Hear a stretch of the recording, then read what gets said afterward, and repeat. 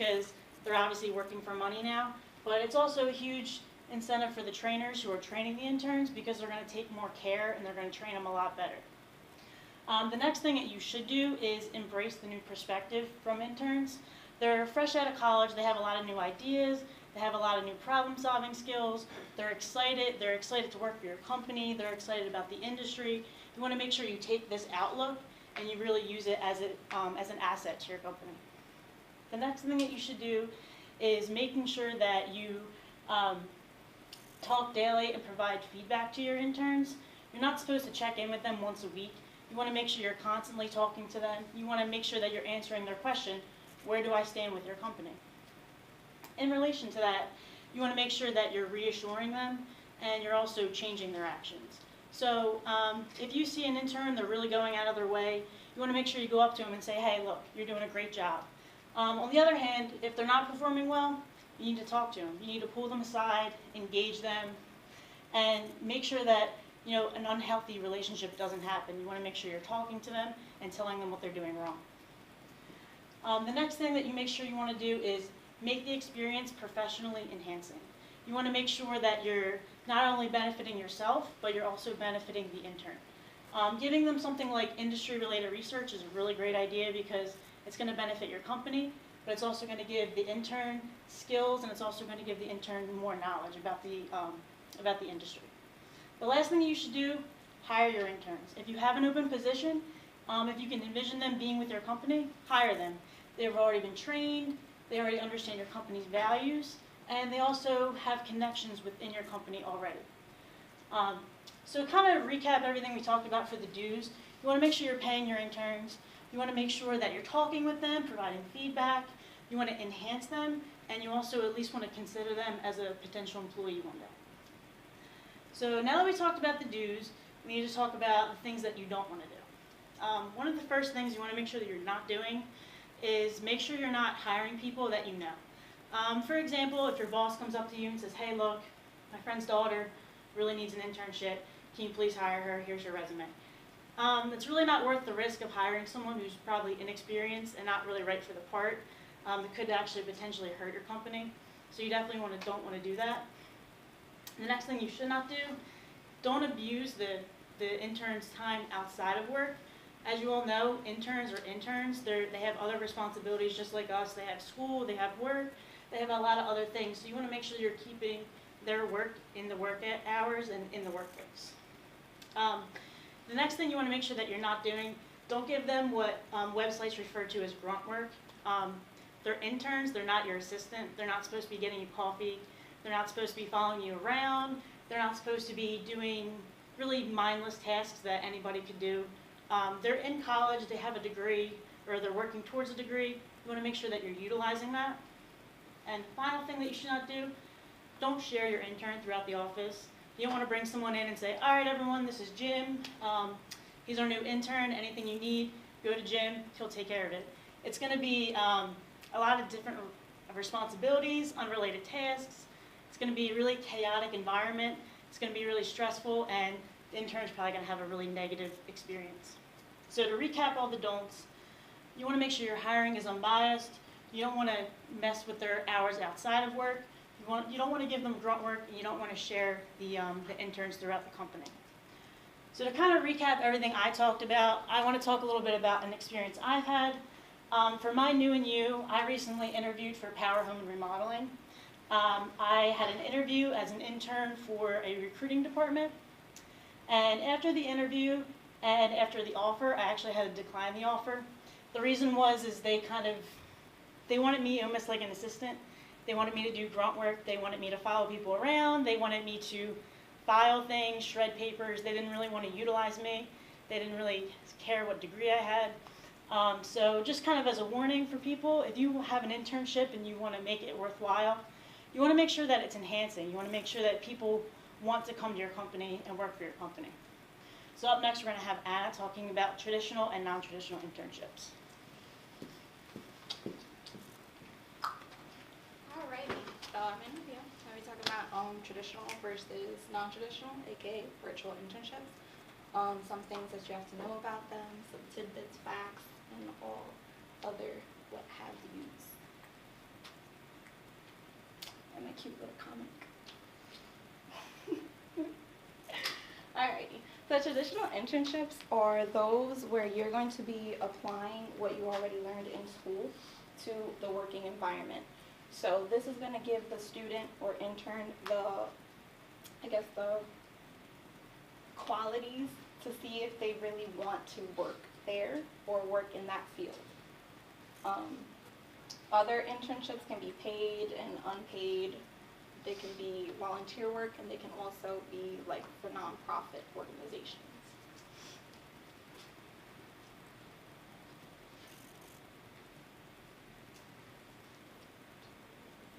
Alrighty. So academic internships are those for credit. So for credit means that you're gonna have to like sign up at your school and get paperwork to give to the employer, and you're gonna have to work a certain amount of hours so that that can equivalent to credits so that you can get your degree or whatever class you need those credits for. These are usually not paid.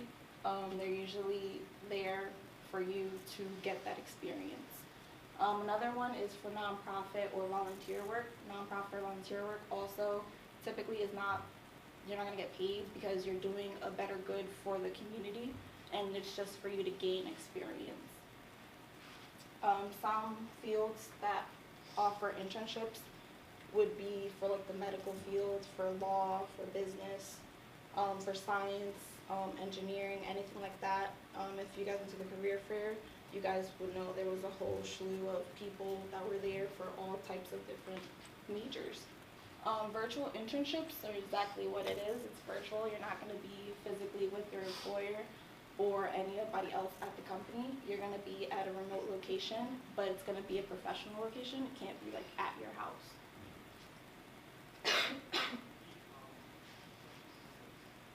For these, the intern is going to be communicating with their boss, who can be like across the country or anything like that, through social media, so like email, fax, phone calls, Skype, just webcam, and that's how they're going to be, I guess, told what to do and what not to do and be compensated.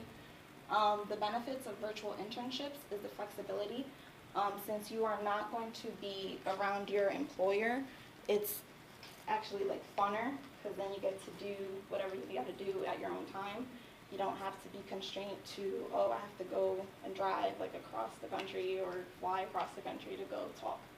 Availability also, in comparison to like traditional internships where you have to work like 3 days, 9 to 5. For a virtual internship, you don't have that constraint, because you can work around your own schedule. So if you're working, you can work like on your lunch break or in the morning or before you go to sleep.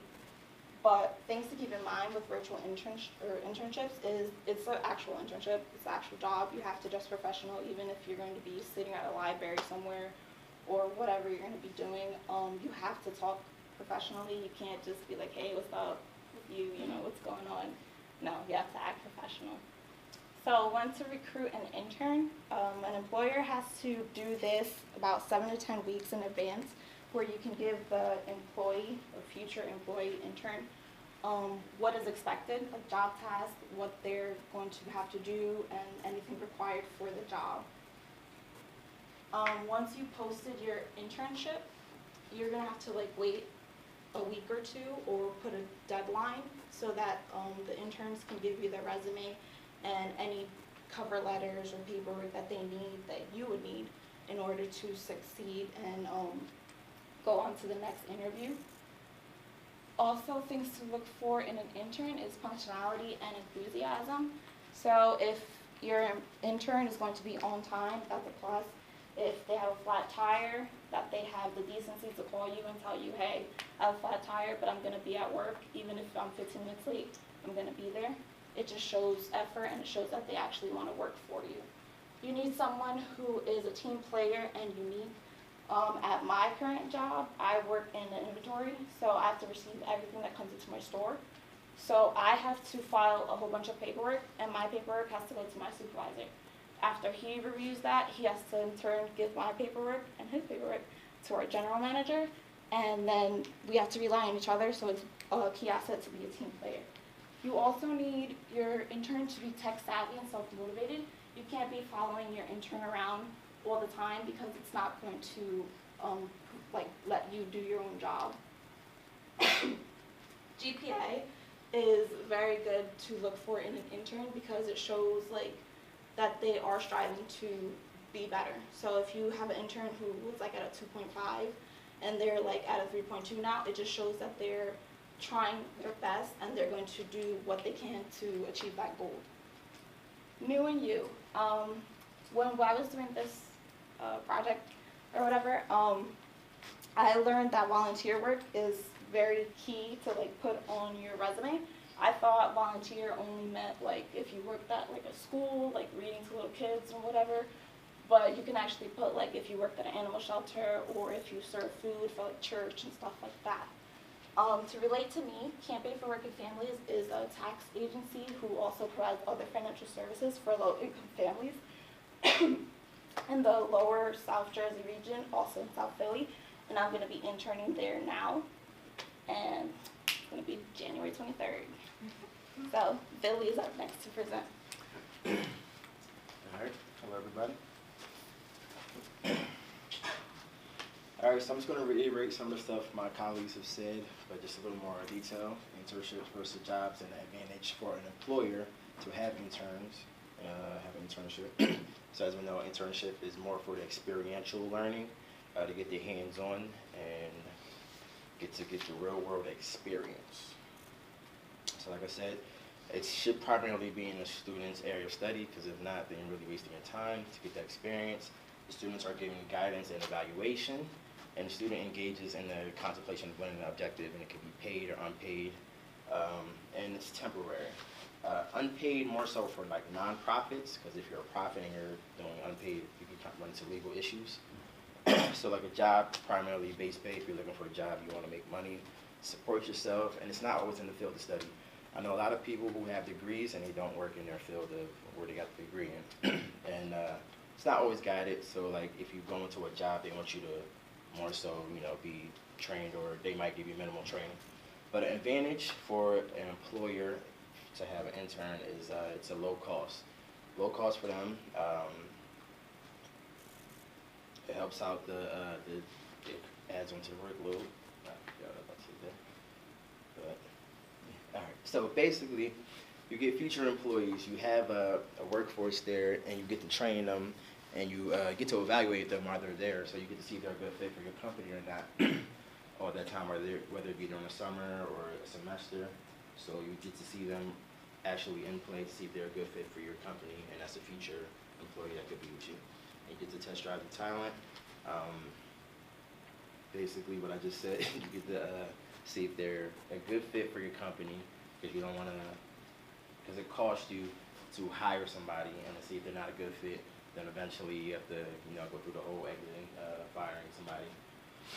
And increases your employee retention. The NACE did a study. Basically, the study said that 51% of their employers said that they got a higher retention rate after 5 years from hiring through the internship program.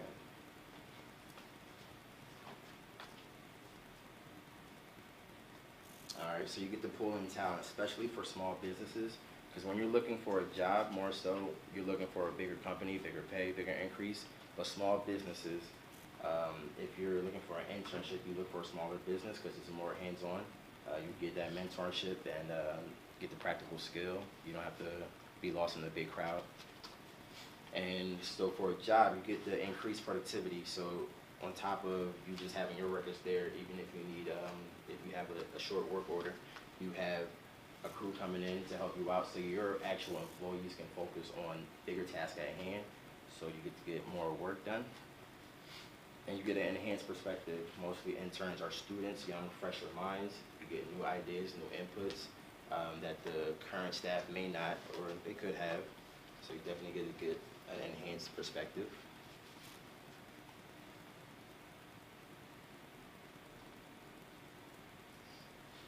All right, so the human resource aspect, like I was saying before, it could be paid or unpaid. If it's unpaid, it's less paperwork. You don't have to fill out the I-9. If they are paid, then you still have to fill out some type of paperwork, but they don't have to fill out health benefits, life insurance benefits, and stuff like that. It's an easier, quicker process for HR.